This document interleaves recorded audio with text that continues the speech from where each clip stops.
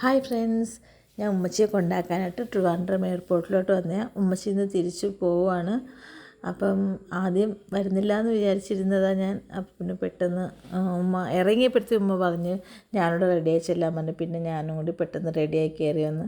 എനിക്ക് തീരെ വയ്യായിരുന്നു, അതുകൊണ്ട് പിന്നെ ഞാൻ പോകുന്നില്ല എന്ന് വിചാരിച്ചിരുന്നതാണ്. പിന്നെ അതുപോലെ ഉമ്മ പോകുന്ന കാണുമ്പോൾ ഒരു വിഷമമല്ലേ.